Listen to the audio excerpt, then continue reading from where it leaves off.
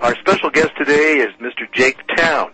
Jake is also a graduate of Mises University. He is a chemical engineer by training who is currently running as an independent for the U.S. congressional seat in the 15th District north of Philadelphia, Pennsylvania. Folks, I asked Jake to be on the show because I was very impressed with his written positions on monetary reform and on the health care debate. The initial focus of the show is going to be on health care. So, Jake, are you with us? Yes, I am, Michael. Thank you for having me on your show, and hello, Megan. Hello. Great. So, Jake, we're all in agreement that we want to see health care be accessible, affordable, and of high quality. The question is, how do we go about doing that? Exactly, Michael. And I actually have gone around the district and have been talking to lots of folks on kind of both sides of the issue.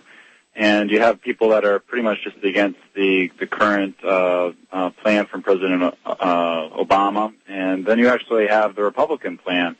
And actually both of those are no good in my view. All they are for at the end of the day is more government control of health care and more bureaucracy on top of everything. I believe that the answer lies in the free market and getting the government out of health care. They're already in too far. Okay. Well, I noticed that your plank, you start off by making the point that the General Welfare Clause of the U.S. Constitution states that the government should promote the general welfare, not provide the general welfare. Could you briefly expand on that point?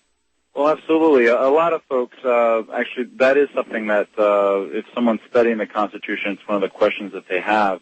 And general welfare comes up in two spots in the Constitution, in the preamble, and then I don't have a copy of the Constitution in front of me, but it does come in one more time, I think actually when they're talking about taxes. And really what it comes down to is it's, like you said, promoting, and that's the key word, and it's also the general welfare. And what it doesn't say there is individual welfare. So it doesn't mean that, the state exists to help you out. And if you are the average American, the state really isn't helping you out.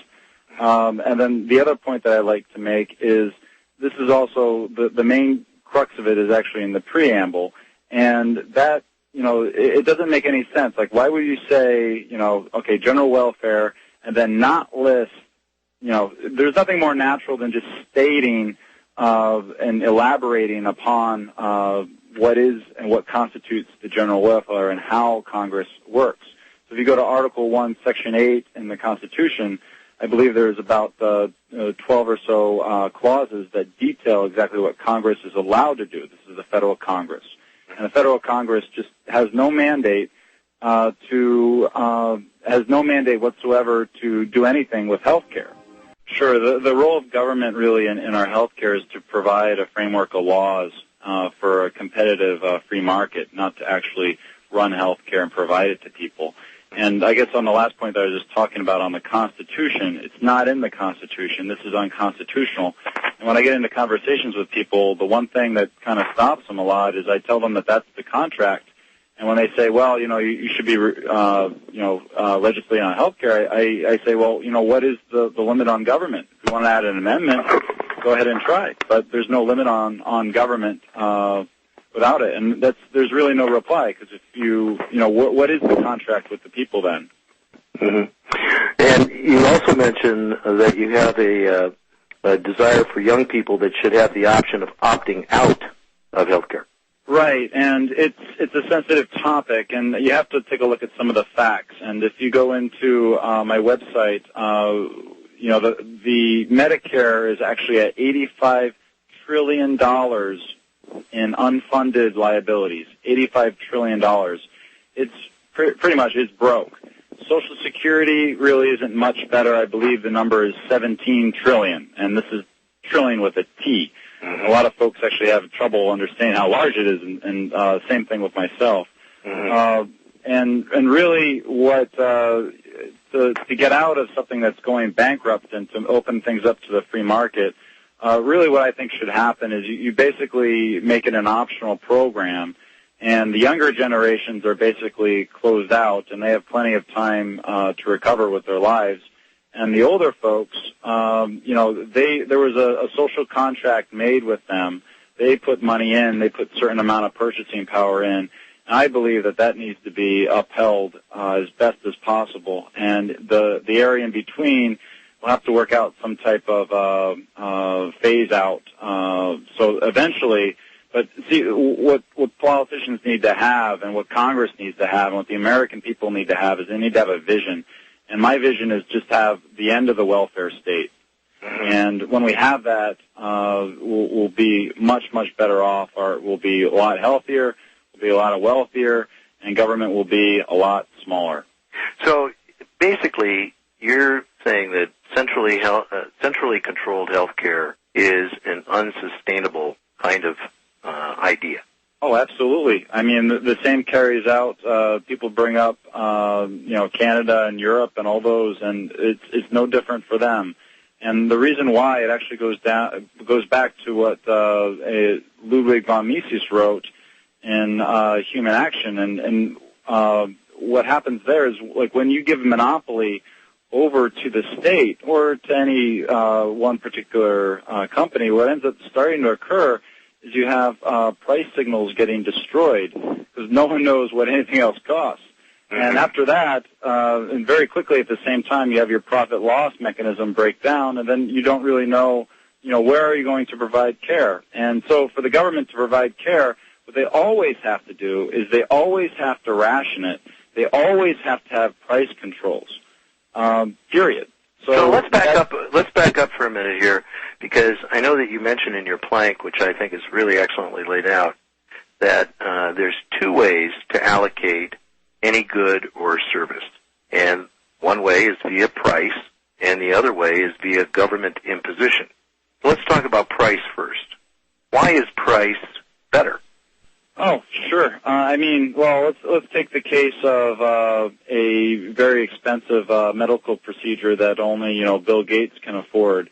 Under state-run care, you really won't really have that type of option. But under a free market, he would plunk down however many millions of dollars necessary for it. And after you have more and more of these surgeries or whatever it happens to be, what the free market dictates is you get cheaper costs and better quality. That's always what happens anytime free market principles are being followed. So in other words, prices are basically signals. And because prices are signals that consumers respond to, prices basically regulate both supply, demand, and do they regulate quality as well?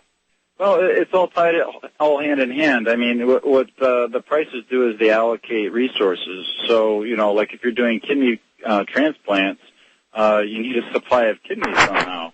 And so I would say yes, like the prices are basically the best way to allocate the resources in a society.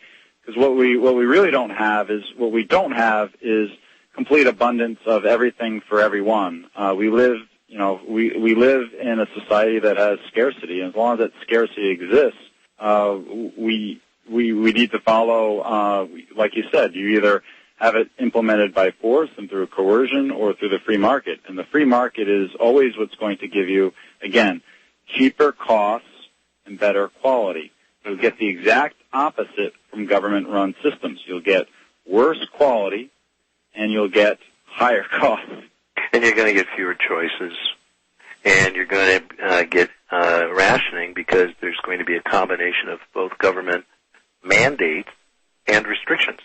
Oh, absolutely, and we already have those in a lot of places. And, when I have this conversation with folks, one of the first things I end up telling them, particularly someone who's for the government-sponsored plan, is, they need to understand that, and I don't totally agree with this, but this is a fact, like the EMTALA Act of 1986, anyone, and actually right now it also applies to any person inside the United States, whether a traveler or a legal immigrant or illegal immigrant, they can go into an emergency room and get the care that they need. It might not be perfect, but that's how it's done, and it's done at a loss for the system, but the state forces those things. So what you end up happening is, like, for instance, in the Southwest, you have emergency rooms closing for even normal citizens to use just because the costs have become so high.